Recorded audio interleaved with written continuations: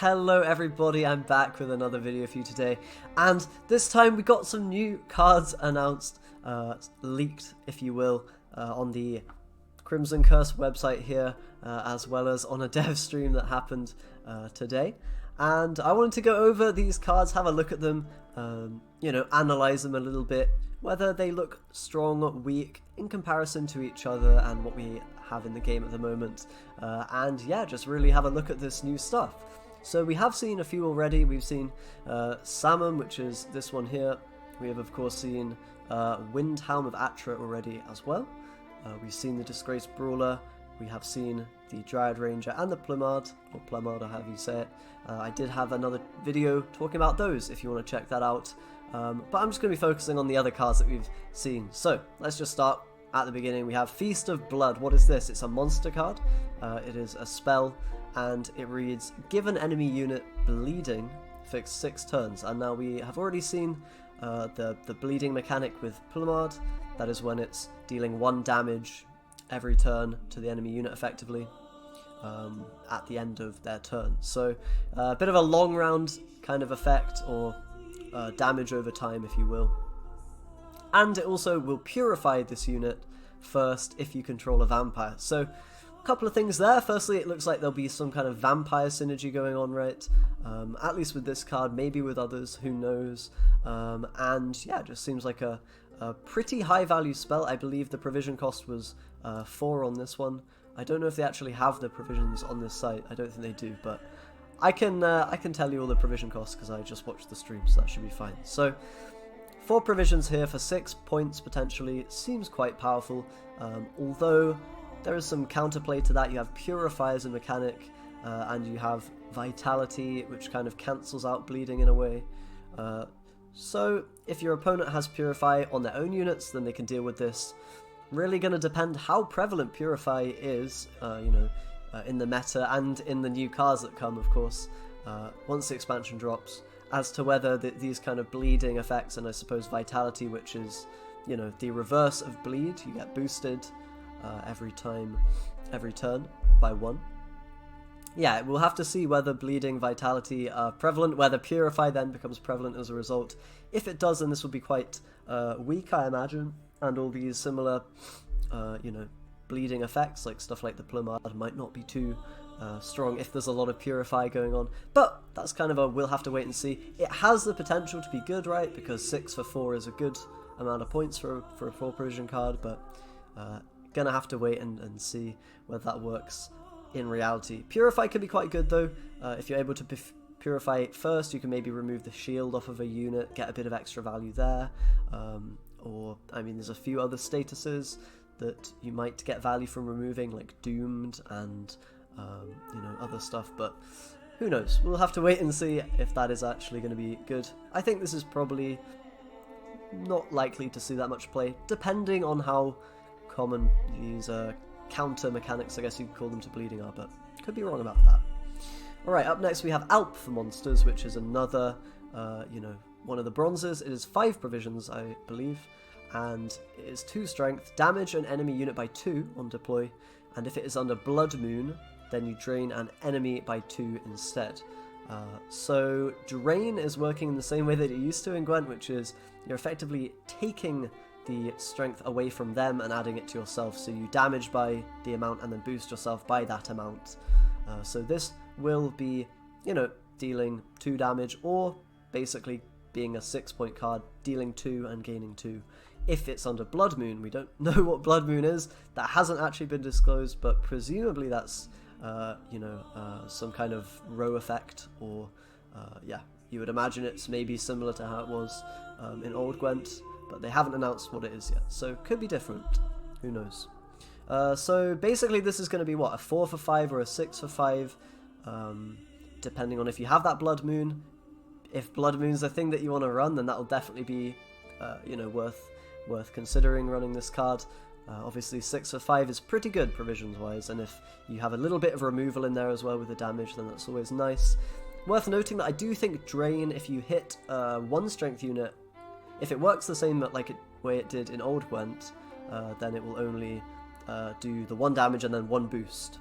I do believe it takes the amount that you damage and gives it to yourself. So that's worth keeping in mind as well.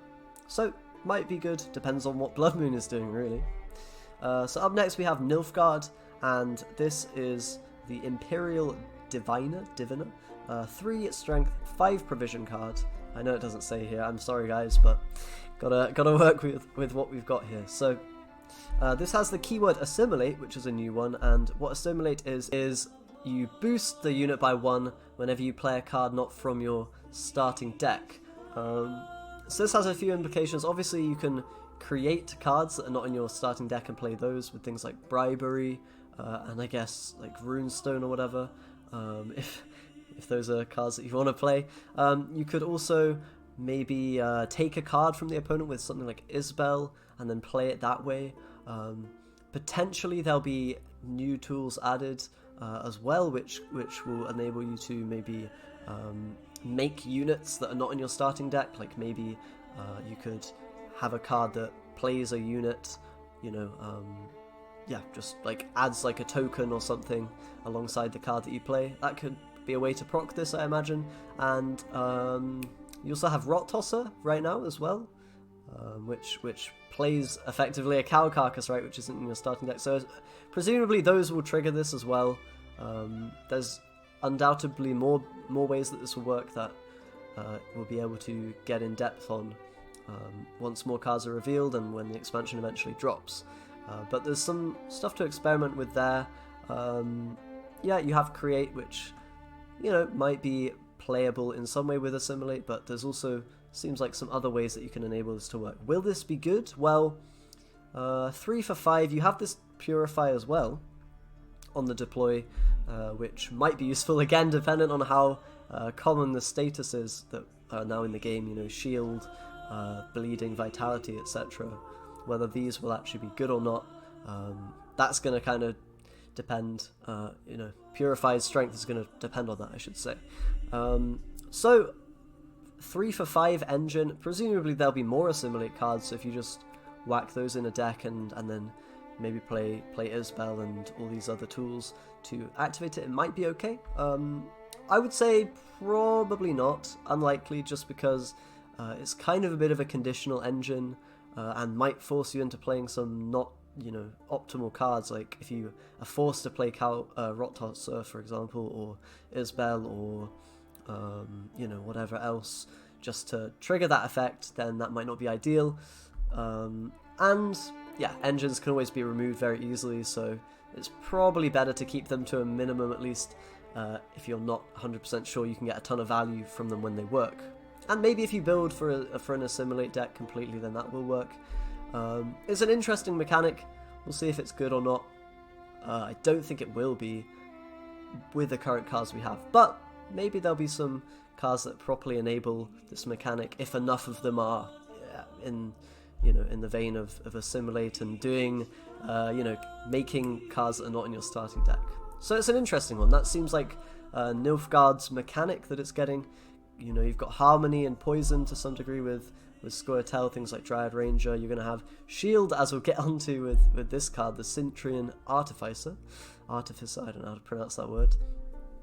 And you have, Bleeding for monsters, it looks like.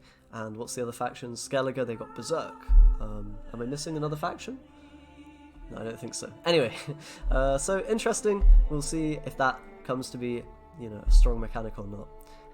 And what other support Nilfgaard has for that. Okay, so next up is the Cintrian Artificer. I really like this card. 3 strength and 5 provisions, and it has a new keyword again, which is Formation. And this one is, depending on whether you play it on the melee row or the ranged row, it will give a different effect. On the melee row, it will give Zeal to the unit. You'll be able to use the order straight away. And if you put it on ranged row, you'll get a boost of 1. So effectively, I just love that keyword, first off. I'd love to say, very cool, playing with the rows and making them meaningful in some way, right? I mean, there's meaning in them right now, but even more so with this kind of mechanic. And you have that option between that card, being safe and getting its value straight away, giving the allied unit a shield with its order, or if you are suspecting a lack of damage from the opponent, right, that could kill this. You can then get an extra point from it. So it's like a risk-reward kind of thing going on. You get to maybe risk it for the extra points, or, you know, the points are more valuable than the shield in your opinion at that point. It leads to some really interesting decisions and some nice, you know, interaction with where you place the unit. And I think that's really cool. And the other thing to note is this is another unit that is synergizing with the shield, status, mechanic, whatever you want to call it. And we have already had Windhelm, who is going to be boosted every time you give him a shield. So it's pretty obvious this synergy that's going on between these two. You can give him a shield, and you know, he can go nuts after his shield's already been removed. So very cool. Also noting, I mean, you can probably shield up your dual unit like Selkirk. If there's more of those, then that could be pretty pog. But Selkirk is definitely one of those maybe abusable cards with shield, right, to some extent, because if you shield up him and then just go ham, then it's not going to do any damage to you when you duel the opponent if you kill them straight away. So I'm wondering if that'll be good or something to explore. I guess Selkirk's you know, vulnerable in the first place just because he can always be removed or moved or dealt with in some way. So, you know, he might not work with this kind of combo every time, but I'm pretty sure that'll be working. You know, as a combo that you can try with the shield mechanic and the dual mechanic. So that's very cool. And yeah, so not much more to say about that. Just a very nicely designed card, I think, and yeah, it might be quite strong. I think with the Selkirk that we have right now, dueling as a mechanic plus shield seems like potentially very strong if it works. But we'll see. So what next? We have Forest Whisperer for Scoia'tael, and this is going to be a 3 strength, 5 provision card. Deploy on melee, and you give an enemy unit poison, and if you deploy on ranged, you give an allied unit a shield. So again, some of this row flexibility, I think that's really cool, and this is a card that's going to be able to just immediately pop off a shield, pop off a poison. We have already had a poison mechanic in the ranger, so these guys are working together basically, right? And if you manage to poison a big unit, you're going to get a ton of value from these low provision. They're both 5 provision cards, I believe. So that's really cool. And obviously, if you don't need the poison, if you're not having both of those at the same time in the same round, then you can, or you know, other poison units, then you can of course get the value on the shield. So unsure how strong that will be. Again, it's going to come down to how good the poison mechanic ends up being. It might be a little bit, I mean, it seems very strong, but it might not be, depending on how many really big units are being played in the meta, and other factors like maybe it's you don't want to play that many poison units in your deck, and then it becomes hard to find them at the same time, sort of thing. So there's some uncertainty there on whether poison will actually be strong, but if it is, then this card will definitely see some sort of play, I imagine, because of that flexibility in that it can give a shield to maybe an engine as well if you need to, in those situations where you don't have another way to, you know, another reason to poison or whatever. So interesting design. I'm going to err on the side of probably won't be strong, just because I don't think poison will be, you know, that amazing. But we'll see. We'll see. Maybe it will be. I mean, this card is, Dryad Ranger seems quite good just to run even regardless of the poison, and if you have poison, then more poison cards are obviously going to be better, so that's a bit up in the air, who knows.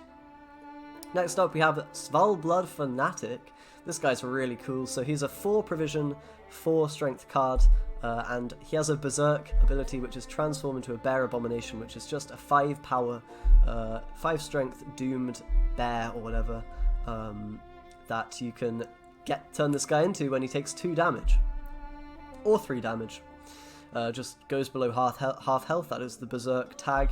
So this seems pretty cool. Obviously, Self-Wound needs some kind of reason to damage its guys, and this is it, because if you damage this guy, you know, 2 damage, 1 damage, then 2 with whatever card you want to use to do that, then this basically the damage doesn't count on him. You effectively then haven't actually damaged your ally, and he becomes a 5 power, so he even gains something from that.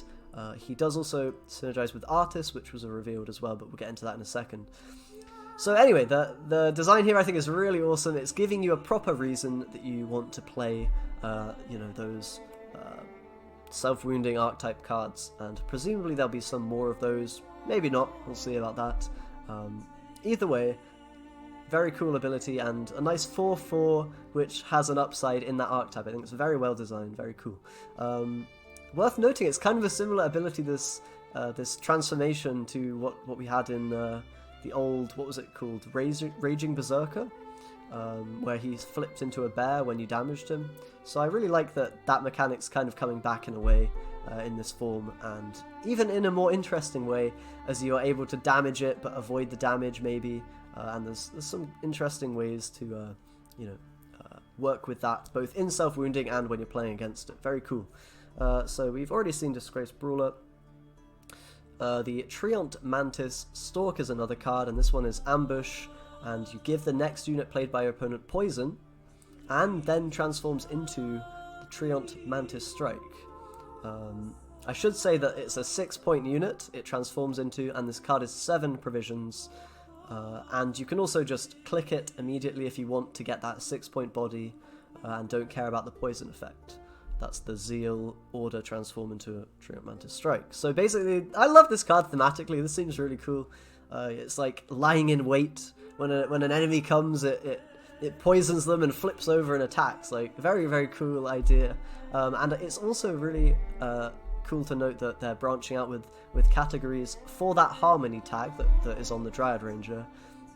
Presumably this Treant tag will be on a few other cards, maybe not, but you're going to be able to stack a lot of units that are different and synergize with the Harmony tag. Anyway, another trap card, which is cool, although it's worth noting this will transform into a unit, so Eldain won't work with that, right? So cards like Eorveth's Gambit you'll still be able to pull that out of the deck for some nice value, but not going to synergize with Eldain. Maybe there's more traps that will coming in the expansion, maybe not, who knows. I don't think that's been talked about. So either way, very cool effect. Again, on that poison mechanic, there seems like there's a reasonable amount of support here. We've already seen 3 cards, 2 of which are bronzes, which can be 2 copies, for that poison mechanic. But again, I think it's going to come down to whether you actually gain a lot of value from it, and whether it's reliable or not. Kind of hard to say without, actually building a poison deck and seeing all the poison cards you can throw in. But I like the idea, and if poison is good, then this card will be good as well, I think. So up next we have Vivienne de Tablas. She has 11 provisions and 3 strength, and the effect is set unit's power equal to its cost. That's a pretty cool effect. So it's basically the provision cost. You turn that unit into whatever strength it has provisions, right? So this is synergizing with effectively really small units that have a high provision cost, things like Menno, Leo Bonhart, or Geralt or whatever. Maybe, knocking the enemy down a bit if they have like a low value engine that gets really tall. But it is 11 provisions. Now, will this be good? I would say probably not. As things stand right now, maybe like with some really higher provision cards in the game that you want to play, then it would be okay. But the ceiling for this is like 11, I think. I don't think it can really get more than 11 points most of the time. And an 11 for 11 that's very risky and easy to play around and plays into tool removal as well.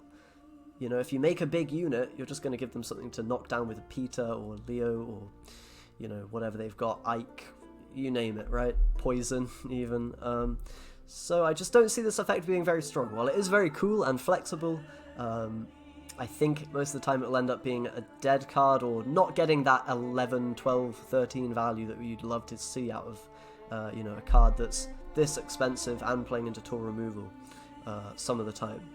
But might be wrong about that. And again, if there are some strong high provision, low strength cards that are introduced for Nilfgaard or neutral, then that could definitely allow this to be being played as sort of a finisher kind of thing. We'll see. Not sure about that though. Definitely cool design. Power level is a bit uncertain though. I think it will be weak. We have King Rogan as well, who is a 4 strength, 10 provision gold card, and this guy is deploying on melee, removing all shields from units, and then boosting itself by 3 for every shield that gets removed. Seems pretty cool in its effect. You're effectively, if you're playing a shield deck, you're going to be gaining the value from that status that you might not have otherwise gotten. You know, if your guys don't take damage, the shield is doing its job, but then you're also gaining some value on it not effectively doing its job by tanking the damage, if that makes sense. So I think pretty cool mechanic there, in that, you know, you're able to, if you're playing that shield archetype, get kind of a finisher and some extra value on the shields. That being said, you probably need to have a lot of shields for this to work, and I'm not sure if it even will be that great, because it has to hit 2 shields for it to be 10 for 10, and that's not bad. You know, hitting even on provisions at that high provision cost isn't terrible, but for it to be like really worth including in your deck, since it can sometimes be dead, you know, 4 for 10 is really not good, or 6 for 10 even, you know, when the upside is not necessarily going to be easily 13, 16. Let me put it this way, I think it's a bit easy to play around the shields probably, because if you expect them to have this card, you just ping the shields off, and then this guy is going to do nothing and be kind of dead. It can, however, counter the opponent's shields pretty nicely. If they're running a lot of shield effects themselves, then you can whack them all off and get even more value on, you know, denying that protection for their engines or whatever else. So I would say this probably won't be very good, but it again depends how many shields are being played in the meta. It might be an interesting tech if a lot of Northern Realms, like shield archetype guys are going off with the artificers and the the wind helm and whatnot, but not sure I see it being good personally. We'll see. Could be an interesting sort of surprise power card or tech that you throw in if it's suitable. Either way, it's pretty cool design. Might just be a bit too expensive for what it does. Who knows? Alright, up next we have Arachas. This is the final card, and it is a Skellige. 10 provision, 5 strength gold card, and this guy goes on ranged. Whenever a unit is played, you damage it by half of its power rounded up. So this is obviously working again with self-wounding and that archetype. Seems like a very cool effect. It's kind of like an engine because you damage your opponent's guys as well as enabling your berserk Skellige warriors. So that's really cool in terms of theme as well, of course. You know, and don't know if it'll be good. The thing is, these kind of high cost but low-ish strength, you know, engines, if you want to call them that, often are a bit vulnerable to things like locks or damage. But 5 is a nice threshold. It doesn't die to things like Chironex and Ifrit. And yeah, you can potentially shield this guy up with the introduction of shields, although if that's only a Northern Realms ability, then maybe not. We'll have to see if there's any introduction of neutral shields or whatever. Who knows if that will be a thing. If not, then okay, this might suck a little bit more. Either way, I mean, 5 for 10, and if you are able to get value from this, it's going to be pretty nuts. You're going to be able to trigger the Berserk, you're going to be able to damage your opponent's units. This is the kind of like the Visor Gota of Corvo, right? For Skellige self-wounding, I feel like. If you get this guy on the board, if you make him immune or, you know, find a way to protect him for a long time, he's just going to like completely devastate everything your opponent plays and give you extra value on your cards. So this could be potentially absolutely nuts if it works. We'll see. I'm not sure I see it working, but it might just be one of those deadly cards that becomes very powerful and enables self-wounding to be a real thing, which is quite an exciting, if scary prospect, I suppose. I do like the design though, it's very nice once again, and I've got to say all of these cards are pretty nice in design. Yeah, no real complaints there. New mechanics as well are cool, and yeah, across the board, good stuff. So excited for more reveals. Of course, we only have a few parts of the puzzle right now, but it does seem like, you know, there's a lot of good stuff going on. I especially like the amount of poison synergy that's happening. It shows that there's at least a little bit of fleshing out of that archetype, and it's not going to be left alone. And we can assume the same can be said for the other mechanics that are being introduced, since Shield for Northern Realms has more support in the form of the Artificer and the Roganer. So expect more Berserk cards maybe, or Self-Wound synergy cards, Bloodthirst cards for Skellige, Bleeding for monsters of course, and of course Vitality, which has been announced to be a thing. That works, that's the thing that I can say. That will also be a thing that comes up at some point in whatever faction. Who knows which that will be. But very exciting stuff. Can't wait for more card reveals. Yeah, so far I don't really have any complaints with these cards. They all look very interesting. A lot of new mechanics and just cool stuff on the way that will hopefully spice up the game that we all love. Anyway, let me know what you think. If you think anything about these new cards. If I'm wrong on anything, let me know. I might be. It's very possible I've missed something or I've said something wrong. And anyway, thanks a lot for watching. Do subscribe if you want more videos, and I'll see you next time.